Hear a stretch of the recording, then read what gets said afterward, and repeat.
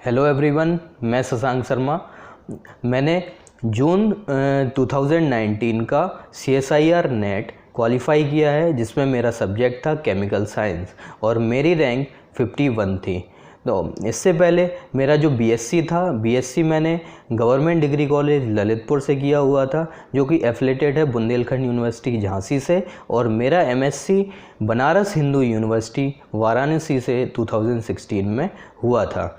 मैं अभी आइसर भोपाल से PhD कर रहा हूँ। मैं दिल्ली नॉलेज ट्रैक के माध्यम से अपने CSIR नेट जो मैंने क्वालिफाई किया है उसकी स्ट्रेटजी के शेयर करने वाला हूँ, और उसमें मैंने क्या क्या गलतियाँ की हुई थी और क्या वो स्ट्रॉन्ग पॉइंट्स थे जिससे मैं CSIR नेट क्वालिफाई किया है, बुक लिस्ट क्या थी, उन सबको मैं शेयर करने वाला हूँ। तो पार्ट ए में आप 15 से 20 नंबर का क्वेश्चन 15 अटैम्प्ट कर सकते हैं। पार्ट बी और पार्ट सी में जो पार्ट बी होता है वो उसमें टोटल 40 क्वेश्चन पूछे जाते हैं, उसमें से आपको 35 क्वेश्चन अटैम्प्ट करना होता है। और पार्ट सी में टोटल क्वेश्चन हो गए हैं 60, तो उसमें से आपको 25 क्वेश्चन अटैम्प्ट करने होते हैं। पार्ट बी हर एक क्वेश्चन 2 मार्क्स का होता है और पार्ट सी हर एक क्वेश्चन 4 मार्क्स का होता है। तो इसमें जब आप लोग पार्ट बी करेंगे, तो चूँकि मेरा एकेडमिक स्ट्रॉन्ग था तो उस वजह से मुझे पार्ट बी में उतनी डिफ़िकल्टी फेस नहीं करनी पड़ी। और पार्ट सी जो एक्चुअल में अभी जो आ रहे हैं उनमें से 3 से 4 क्वेश्चन जो रिसर्च पेपर के ऐड किए जाते हैं, तो उसके लिए एक अलग से वो क्वेश्चन टफ़ ही माने जाते हैं, क्योंकि अगर उस तरीके का कॉन्सेप्ट नहीं पढ़ा है तो आप लोग उसको अटैम्प्ट नहीं कर पाएंगे। तो उसके लिए आपको रेफरेंस बुक काफ़ी पढ़नी पड़ेंगी। उस पर मैं थोड़ी देर में आऊँगा कि कौन कौन सी रेफरेंस बुक आपको पढ़नी चाहिए। और पार्ट सी में किस तरीके से स्ट्रेटजी बनानी चाहिए वो भी मैं आपको बताने वाला हूँ। तो यहाँ पे सबसे पहले मैं अपने बारे में बताऊं कि मैंने कौन कौन सी बुक्स प्रेफर की हुई थी। तो सबसे पहले मैं देख रहा हूं कि कभी कभी बच्चे पूछते हैं, स्टूडेंट जो एस्पायरेंट्स होते हैं वो पूछते हैं कि इसके लिए किस तरीके से प्रिपरेशन की जाए। तो मैं सबसे पहले आपसे ये कहना चाहता हूं कि आप लोग को अपनी स्ट्रेंथ देखनी है और वीकनेस देखनी है कि आप लोग किस में स्ट्रॉन्ग हैं और किस में वीक हैं। तो जब आप शुरुआत कर रहे हैं अपने प्रिपरेशन की, क्योंकि ये जो केमिकल साइंस का एग्ज़ाम होता है वो हर एक 6 महीने में होता है, तो आपको 6 महीने का वक्त मिलता है। तो आप अगर किसी पोर्शन में ज़्यादा स्ट्रॉन्ग हैं तो उसको बाद में पढ़िए, और किसी में वीक हैं तो उसको आप शुरुआत से, जैसे जून आप दिसंबर का पेपर देने वाले हैं तो दिसंबर के पेपर में आपको जुलाई से ही स्टार्ट कर देना है, और अगर जून का पेपर देने वाले हैं तो आपको जनवरी से ही स्टार्ट कर देना है। तो जनवरी में आप वो पोर्शन उठाइए जो आपको टफ़ लग रहे हैं, तो आप शुरुआत उनसे ही कीजिए। तो जब आप शुरुआत उनसे करेंगे तो आप एट द एंड जब आप उसको रिवाइज़ करेंगे बार बार तो आपको वो भी स्ट्रॉन्ग लगने लगेंगे। ठीक है, फिर आप अपने स्ट्रॉन्ग पोर्शन पे आइए। जैसे जून का देना है तो आप लोग मार्च के टाइम पे उसको पढ़ना स्टार्ट कीजिए। और किस तरीके से पढ़ना है, तो सबसे पहले आपको देखना है कि एनालिसिस किस तरीके से करनी है। आपको पेपर की एनालिसिस करनी है कि पिछले 10 साल में किस टॉपिक से कितने क्वेश्चन पूछे जाते हैं। तो जिस टॉपिक से क्वेश्चन ज़्यादा पूछे जाएं आपको उन पे ही फोकस करना है, और जिनसे कम पूछे जा रहे हैं उनको आप लोग थोड़ा बाद में डिस्कस करिए, खुद से बाद में पढ़ना स्टार्ट कीजिए।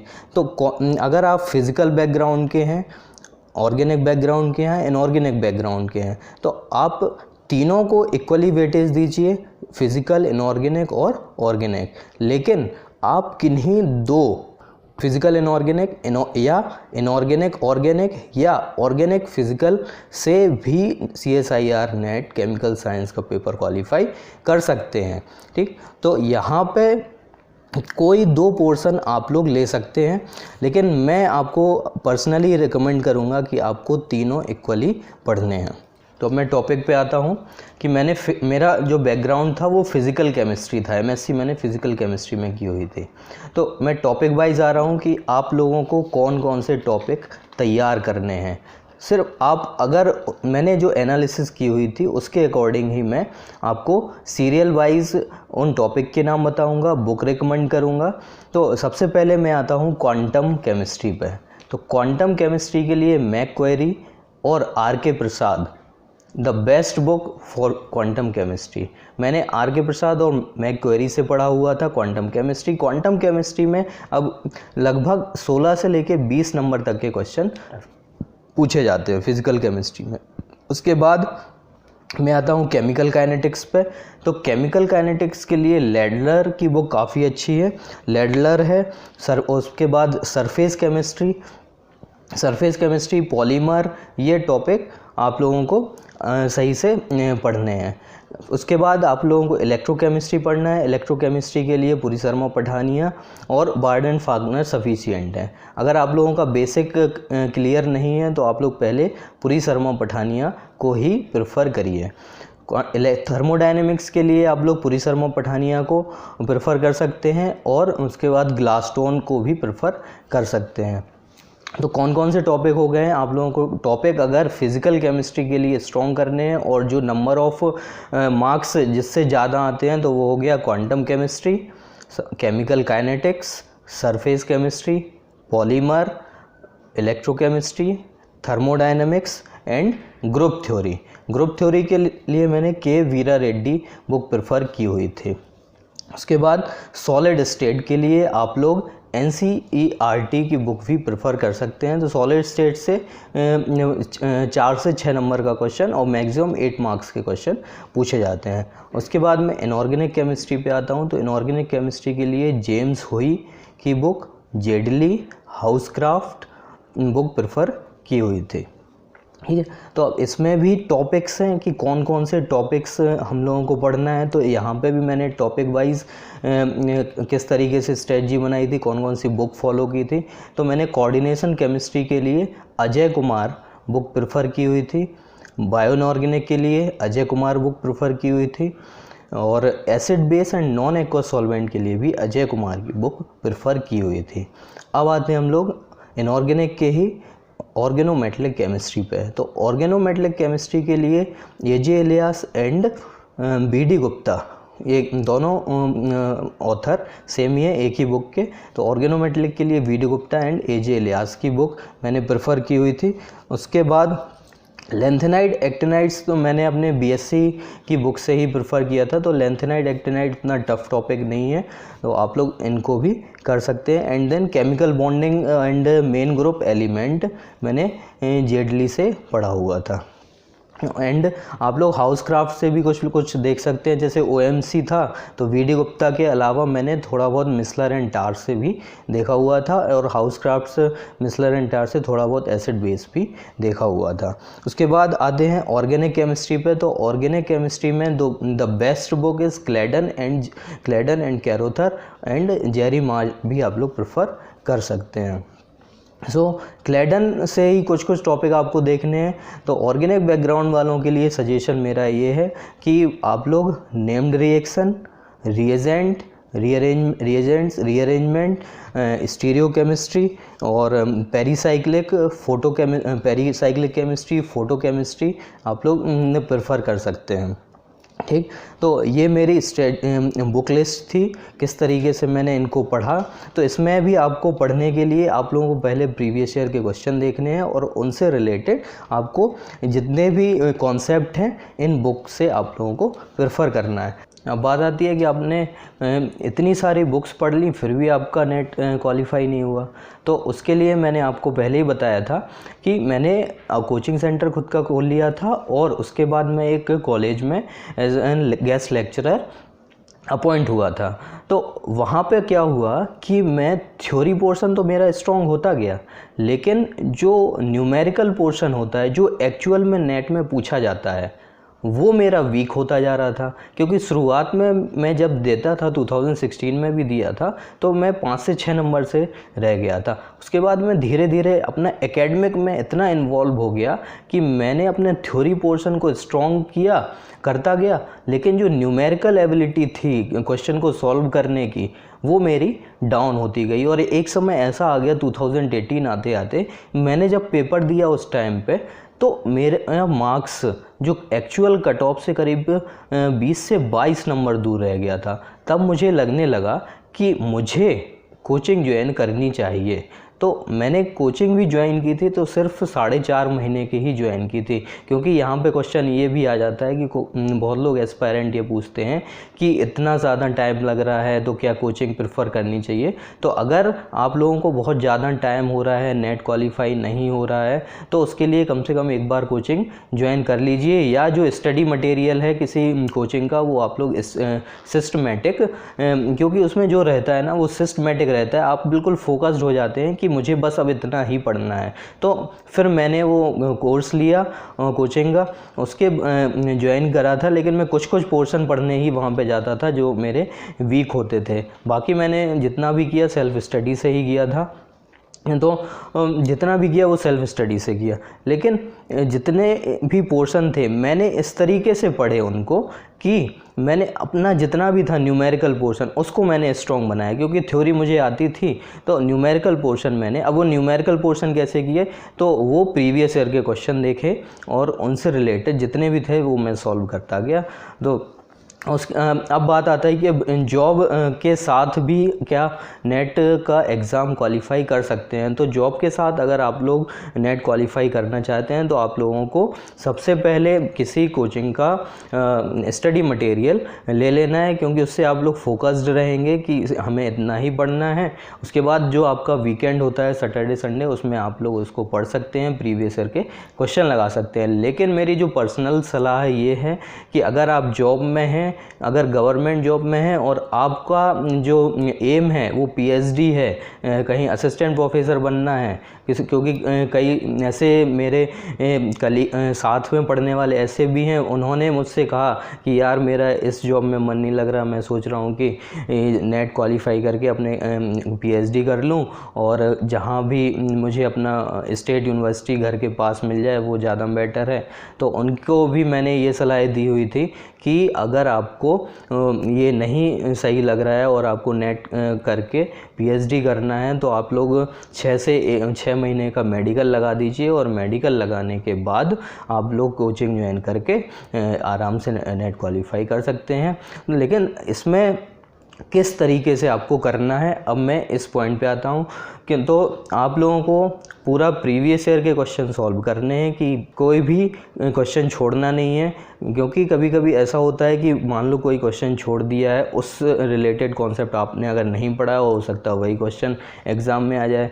तो आप लोग के क्या हुआ कि आपने लगभग 99% तो कवर किया, लेकिन 1% आपने छोड़ दिया, और वही 1% आपको उस एग्ज़ाम से दूर कर देता है। तो आपको ये नहीं करना है, आप सारे क्वेश्चन अटैम्प्ट करने हैं जो प्रीवियस ईयर में पूछे गए हैं, उनकी प्रैक्टिस करनी है ना। अब आती है कि इसमें कुछ आपकी वीकनेस क्या रही कि क्यों क्वालिफाई नहीं हुआ। तो वीकनेस यही थी कि मैं अपना एकेडमिक पोर्शन स्ट्रॉन्ग करता रहा और मैं ये सोचता था कि मैं एग्ज़ाम देने जा रहा हूँ, क्वालिफाई हो जाएगा, लेकिन उसमें क्या हुआ, न्यूमेरिकल पोर्शन अच्छा नहीं हुआ था। अब इस तरीके से क्वेश्चन पूछ सकते हैं कि आपने कितने टाइम अपना जो स्टडी कर रहे थे वो रिवाइज़ किया। तो रिवाइज़ क्या था कि जो मैंने कोचिंग ज्वाइन की थी वहाँ पे जो पढ़ाते थे वो मैं पढ़ लेता था, उसको आगे रिवाइज़ करता था, और जब जैसे टेस्ट होते थे तो टेस्ट से पहले भी मैं पढ़ता था, टेस्ट बहुत अच्छे से देता था, टेस्ट भी दिया। उसके बाद जब जून का एग्ज़ाम आया पास में, उससे 15 दिन पहले मैंने जितने भी टॉपिक पहले पढ़े हुए थे उनको ही पढ़ना स्टार्ट किया है। तो आपको कोई भी नया टॉपिक नहीं पढ़ना है, वही सब रिवाइज़ करना है जैसे मैंने भी किया था। लेकिन ये है कि सबकी स्ट्रेटजी अलग अलग होती है। मैं अपना पॉइंट ऑफ व्यू इस तरीके से दे रहा हूँ कि उन्होंने जैसे पढ़ाया मैंने उसको आगे रिवाइज़ किया रूम पे, और उसके बाद जब टेस्ट हुआ टेस्ट को भी इस तरीके से मैंने दिया, उस सब्जेक्ट को इस तरीके से आपने पढ़ा कि मैं अपने आप को एंजॉय करता था कि एक्चुअल में ये मुझे सीखना है, ये मुझे नई चीज़ यहाँ पे मिली है, मुझे ये सीखना है। कभी कभी कोई कहता है मैंने 10 घंटे पढ़ाई की यार कुछ समझ नहीं आया, तो आपको वो क्वांटिटेटिव स्टडी नहीं करनी है, आपको सिर्फ क्वालिटेटिव स्टडी करनी है कि आप जितना पढ़ रहे हैं उसको एंजॉय करिए, उसको ग्रैप्स करिए, उसको नेचर के साथ रिलेट करिए कि अगर ऐसा है तो क्यों है। उसके बाद उससे रिलेटेड जितने भी क्वेश्चन हैं उनको सॉल्व करिए। तो क्या मेरा जो पैटर्न था, मैंने कोचिंग के बाद जो क्लास होती थी उसके बाद पढ़ा, टेस्ट अच्छे से दिए और लास्ट 15 डेज़ जितने भी टॉपिक कवर हो सकते थे मैंने पिछले पढ़े हुए थे वो मैंने पढ़े हुए थे। उसके बाद आते हैं कि क्या कोई टेस्ट सीरीज़ ज्वाइन करनी चाहिए CSIR नेट एस्पायरेंट्स के लिए, और अगर आप लोगों को नेट का एग्ज़ाम देना है तो टेस्ट सीरीज़ आप लोग ज्वाइन ज़रूर करिए, क्योंकि ये बहुत ही बेनिफिशियल होती है टेस्ट सीरीज़। इससे आपके जितने ज़्यादा आप लोग नंबर ऑफ़ क्वेश्चंस प्रैक्टिस करेंगे उतने आपके कॉन्सेप्ट क्लियर होंगे, और कॉन्सेप्ट क्लियर होने के साथ आप लोग को एग्ज़ाम में अगर कोई भी नया क्वेश्चन भी दिखता है, अब कहीं ना कहीं से उसको कोरिलेट करके उस क्वेश्चन को ईज़िली सॉल्व कर सकते हैं। ठीक, तो उसके बाद है कि क्या कोई बिना कोचिंग के भी बहुत अच्छी रैंक ला सकता है। तो कोचिंग के बिना भी बहुत अच्छी रैंक लाई जा सकती है, बस ज़रूरत है आपको अपने कॉन्फिडेंस की, सेल्फ़ कॉन्फिडेंस बना के रखना है, और आपको 1 से 2 घंटे रोज़ टच में रहना है कि जो आपने पढ़ा है उसकी जितनी भी प्रैक्टिस करनी है उसको प्रैक्टिस ज़रूर करिए। और जैसे आप नए टॉपिक पे जाते हैं तो पहले अगले दिन वो देखिए कि आपने पहले क्या पढ़ा हुआ था, उसको पहले रिवाइज़ करिए, तब जाके आगे वाले टॉपिक को आप पढ़िएगा। अब है बात कि लास्ट मंथ प्रिपरेशन स्ट्रेटजी कैसे अपनाएं। तो लास्ट मंथ प्रिपरेशन स्ट्रेटजी के लिए मैं आपको ये बता रहा हूँ कि आपने अभी तक पिछले 3 से 4 महीने में जो भी पढ़ा है उसको आप लास्ट के मंथ में रिवाइज़ करिए, और जितने ज़्यादा से ज़्यादा क्वेश्चन सॉल्व हो सकते हैं उन क्वेश्चन को सॉल्व करिए। और सॉल्व करने के बाद जो टेस्ट सीरीज़ आपने ज्वाइन की है, test series beneficial test series भी देखिए, क्योंकि उसमें आप देखते हैं कि आपका इंडिविजुअल जो कंपटीशन है वो दूसरे लोगों के साथ भी आपको पता चलता है कि आप किस जगह स्टैंड कर रहे हैं। तो और टेस्ट सीरीज़ इसलिए बेनिफिशियल है। तो आप लोग टेस्ट सीरीज़ आप लोगों को लास्ट मंथ में टेस्ट सीरीज़ देना है, प्रीवियस ईयर के क्वेश्चन सॉल्व करने हैं, कोई भी नया टॉपिक नहीं पढ़ना है। जितने भी आपने टॉपिक पढ़े हुए हैं पहले से सिर्फ उन पर ही फोकस रहना है, क्योंकि आप जैसे जैसे एग्ज़ाम पास आता जाता है कॉन्फिडेंस लेवल डाउन होता जाता है। आप लोग ये कहते हैं कि अरे मैंने ये नहीं पढ़ा, वो नहीं पढ़ा है, तो इन सब पे फोकस मत करिए कि मेरे कौन कौन से टॉपिक छूट रहे हैं। क्योंकि मैंने भी जो अपना नेट क्वालिफाई JRF क्वालिफाई किया है, रैंक 51 है, उसमें मैंने बहुत ही सिलेक्टेड और स्मार्ट स्टडी की हुई थी। क्योंकि उसमें भी जो स्मार्ट स्टडी थी उसमें मैंने आपको जो शुरुआत में टॉपिक बताए, मैं फिज़िकल और इनऑर्गेनिक और कुछ पोर्शन ऑर्गेनिक के लेके गया हुआ था। मैंने सारी चीज़ें नहीं पढ़ी हुई थी, सिर्फ जितना पोर्शन पढ़ा हुआ था उतने पर ही इतना उसकी प्रैक्टिस कर ली, इतना ज़्यादा उसका रिवीजन कर लिया कि उसमें मैंने देखा कि क्या मुझ में मैंने जो ये सब सॉल्व किया है उसके बाद जितने भी क्वेश्चन आए हैं कि उसमें कोई कुछ कमी तो नहीं रह गई है। तो मैं एक टॉपिक पढ़ा, उससे रिलेटेड सारे क्वेश्चन लगा लिए, फिर अपने आप को टेस्ट देने गया, फिर वहाँ पे कुछ नया क्वेश्चन मिला तो वहाँ से देखा कि हाँ ये मुझसे गलत हुआ है, तो उस क्वेश्चन को आगे फिर से रूम पे प्रैक्टिस किया।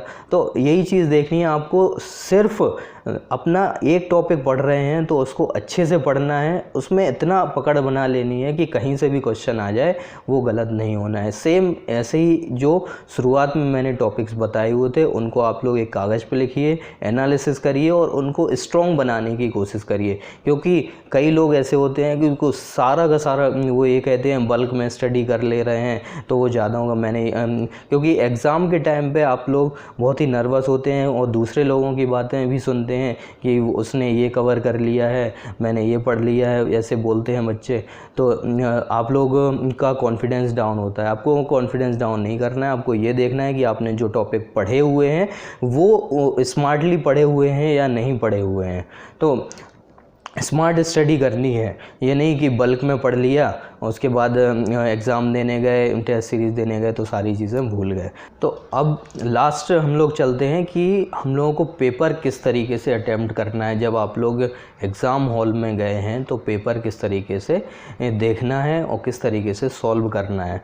तो सबसे पहले जो सबसे ज़्यादा स्कोरिंग पोर्शन होता है वो होता है पार्ट सी, क्योंकि पार्ट सी से 100 नंबर के क्वेश्चन 100 नंबर का पूछा जाता है, और पार्ट बी से 70 मार्क्स का और पार्ट ए से 30 मार्क्स के क्वेश्चंस पूछे जाते हैं। तो आपको इस दौरान देखना है कि आप लोगों ने जो कुछ भी पढ़ा है स्मार्टली अभी तक पढ़ते आए हैं, तो आप लोगों को सबसे पहले फोकस करना है पार्ट सी पर। और पार्ट सी में भी आप लोगों को जो 60 क्वेश्चन है उनमें से बेस्ट 25 क्वेश्चन देखने हैं पहले। ये नहीं कि आप पार्ट सी पे आए हैं तो पहले क्वेश्चन से उसको सॉल्व करना स्टार्ट कर दिए, ये गलत है। क्योंकि अगर सही से स्ट्रेटजी बनाई जाए तो आप लोग केवल पार्ट सी अटेम्प्ट करके ही नेट क्वालिफाई कर सकते हैं, एलएस, क्योंकि 100 तक ही कट ऑफ एलएस का जाता है। तो आपको पहले बेस्ट 25 क्वेश्चन सिलेक्ट करने हैं, उसके बाद एक एक करके जो 1 से 2 मिनट में सॉल्व हो रहे हैं किसी भी क्वेश्चन को, जो शुरुआत के क्वेश्चन जो आप लोगों को आ रहे हैं जो बेस्ट 25 में, उनमें से आपको 3 to 4 मिनट लेने हैं सॉल्व करने में, क्योंकि टाइम मैनेजमेंट भी ज़रूरी है। सो 3 to 4 मिनट में आपको वो क्वेश्चन उसमें से देखना है कि आपको जल्दी जल्दी कौन से क्वेश्चन आ सकते हैं, तो उनको सॉल्व करना है। उसके बाद मार्क लगा लीजिए जो आप 5 से 6 मिनट में सॉल्व करते हैं, कुछ बहुत ज़्यादा कैलकुलेटिव भी हो जाते हैं, तो उनको सॉल्व करना है। तो बेस्ट 25, क्योंकि अगर ये इनऑर्गेनिक और फिज़िकल लेके ही देखें तो इससे टोटल 20 + 20 यानी 40 क्वेश्चन इनऑर्गेनिक और फिज़िकल से ही पूछे जा रहे हैं। तो अगर इनऑर्गेनिक और फिज़िकल भी आपने अपना स्ट्रॉन्ग कर लिया पूरी तरीके से, तो आप लोग नेट जेआरएफ क्वालिफाई कर सकते हैं। ये ज़रूरी नहीं है कि आप तीनों टॉपिक पढ़ के जाएं, तीनों केमिस्ट्री पढ़ के जाएं, ऑर्गेनिक, फिज़िकल। आपको पढ़ना है तो कोई 2 भी स्ट्रॉन्ग कर सकते हैं। और क्योंकि 40 में से अगर ऐसे देखें कि 2 में से 40 क्वेश्चन और 40 में से आपको अटैम्प्ट करने हैं 25, यानी 15 क्वेश्चन भी एक्स्ट्रा मिल रहे हैं इनऑर्गेनिक और फिज़िकल से। ठीक, तो अगर ऑर्गेनिक ना भी पढ़ के जाएं तब भी आप लोग अपने बेस्ट 25 इनऑर्गेनिक फिज़िकल से सिलेक्ट कर सकते हैं। तो उन 25 क्वेश्चन को करके और फिर आते हैं हम लोग पार्ट बी में। तो पार्ट बी में भी इसी तरीके से क्वेश्चन होते हैं। तो उसमें भी आप लोग इनऑर्गेनिक फिज़िकल के क्वेश्चन देखिए। अगर इनऑर्गेनिक फिज़िकल पढ़ के गए हैं और फिज़िकल और अगर ऑर्गेनिक इनऑर्गेनिक पढ़ के गए हैं तो उसके अकॉर्डिंग आप लोग देखिए।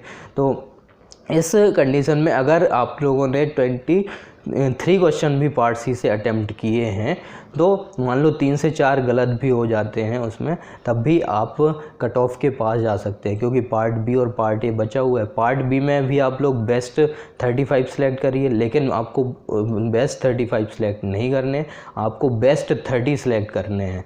जो आप कोई क्वेश्चन तो ऐसे होते हैं जो देख के हम लोग लगा सकते हैं, 1 से 15 सेकंड में भी क्वेश्चन सॉल्व हो जाते हैं।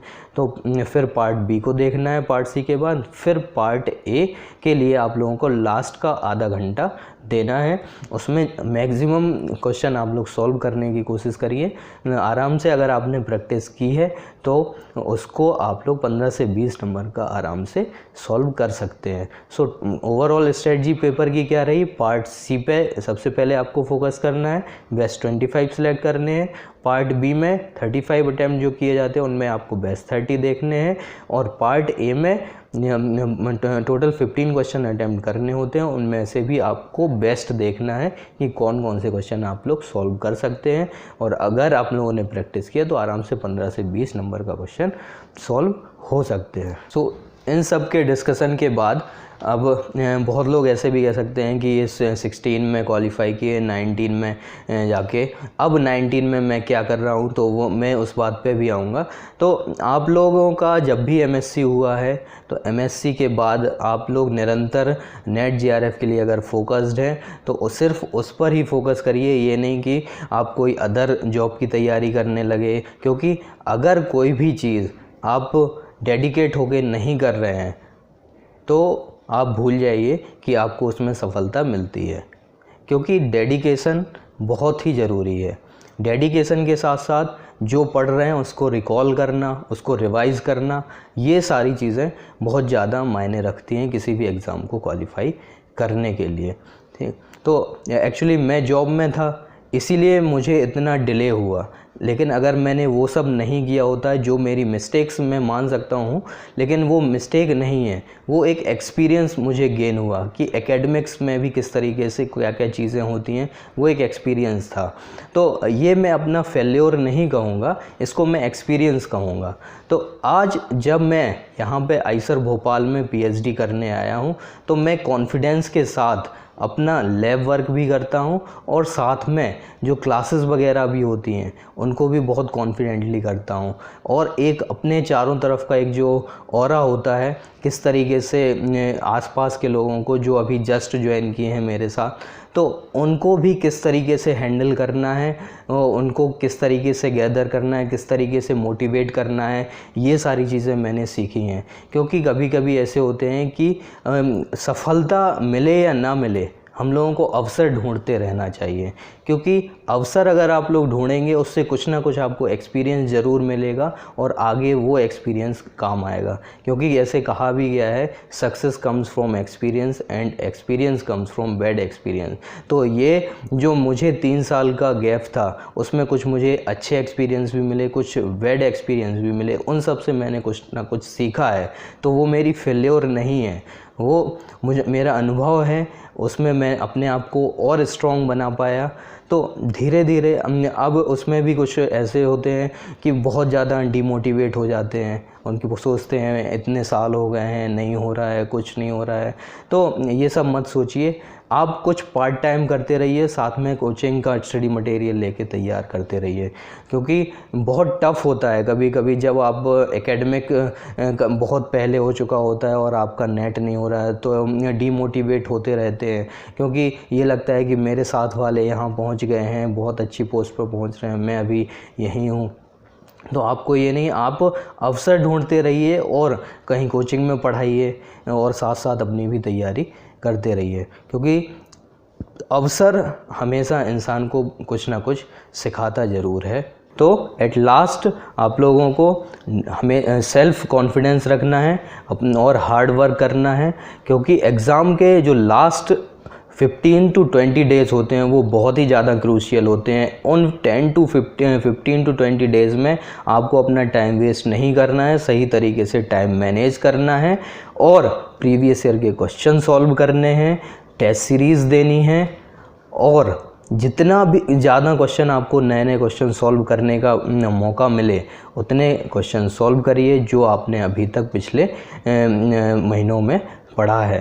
तो इन सब के साथ best of luck to and all the best for all the CSIR NET aspirants, and thanks for watching me on Delhi Knowledge Track.